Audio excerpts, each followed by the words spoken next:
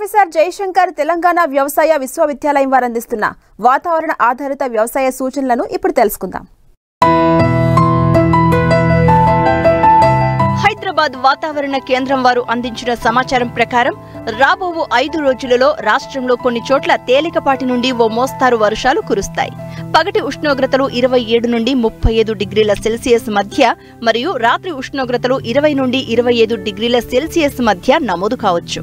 వర్షాధార ప్రత్తి, మొక్కజొన్న, కంది, వేరుశెనగ పంటల్లో ఆఖరి అంతర కృషి తర్వాత గొడ్డుచాలును వేసుకోవడం వలన తరువాత కురిసే వర్షాల ద్వారా లభించే తేమను సంరక్షించుకోబడి పంటకు ఎక్కువ కాలం తేమ లభ్యమవుతుంది. ఇప్పటి వరకు నార్లు పోయని రైతాంగం వర్షాలను సద్వినియోగం చేసుకుని పొలాలను దమ్ము చేసి వరి పంటను నేరుగా విత్తే పద్ధతిలో విత్తుకోవడం వలన సమయం, పెట్టుబడి ఆదా అవుతుంది.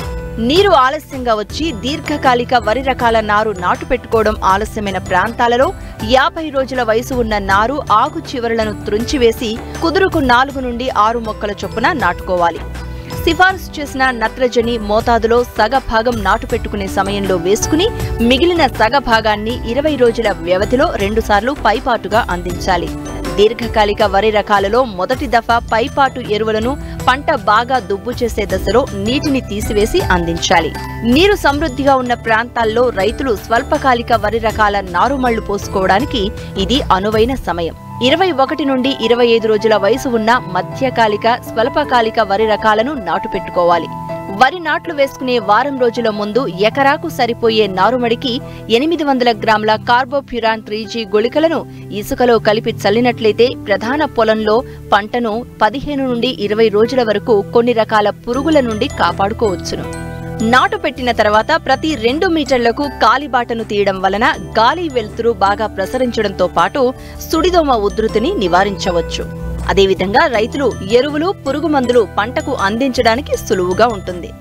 ముందస్తు చర్య నివారణలో భాగంగా ఎకరాకు 10 కిలోల కార్బోఫ్యూరాన్ 3G గుళికలను నాటిన 10 రోజుల నుండి 15 రోజుల మధ్య వేసుకోవడం ద్వారా కాండం తొలుచు పురుగు, ఉల్లికోడును నివారించుకోవచ్చు. వరి సాగు చేసే రైతులు వరిగట్లను శుభ్రంగా ఉంచుకోవాలి. లేనట్లయితే గట్ల మీద ఉండే కలుపు మొక్కలపైన కాండం తొలుచు పురుగు మరియు అగ్గి తెగులు నివసించి వరి పంటను ఆశించును. ప్రస్తుతం కురిసిన వర్షాలను ఉపయోగించుకుని వర్షాధార పత్తి పంటలో మొదటి దఫా, రెండవ దఫా పైపాటు నత్రజని, పొటాషియం ఇచ్చే ఎరువులను 20-40 రోజుల్లో అందించాలి. కురిసిన వర్షాల వలన పత్తిలో వడలు తెగులు ఆశించుటకు అనుకూలం. పంట త్వరగా కోలుకోవడానికి నీటిలో కరిగే ఎరువులైన మల్టీకే లేదా యూరియా 10 గ్రాములు లీటరు నీటికి కలిపి వారం రోజుల వ్యవధిలో 2 సార్లు పోషకాలను పంటపై పిచికారీ చేయాలి.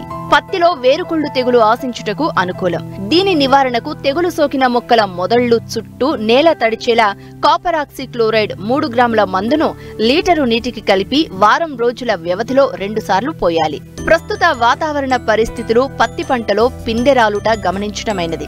నివారణకు పాలీఫీడ్ 1% లేదా మల్టీకే లేదా యూరియాతో పాటు వేప నూనె 5 మిల్లీలీటర్ల మందును లీటరు నీటికి కలిపి పిచికారీ చేయాలి. మొక్కజొన్న పంటను జూలై 31వ తేదీ వరకు స్వల్పకాలిక రకాలను దిగుబడిలో ఎటువంటి తరుగుదల లేకుండా విత్తుకొనుటకు అనుకూల సమయం.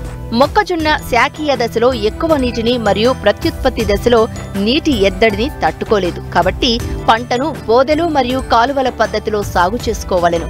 ముందుగా వేసుకున్న వర్షాధార మొక్కజొన్న పంటలో ఆఖరి అంతర కృషి తర్వాత గొడ్డుచాలు వేసుకున్నట్లయితే తేమ ఎక్కువ కాలం ఉంటుంది.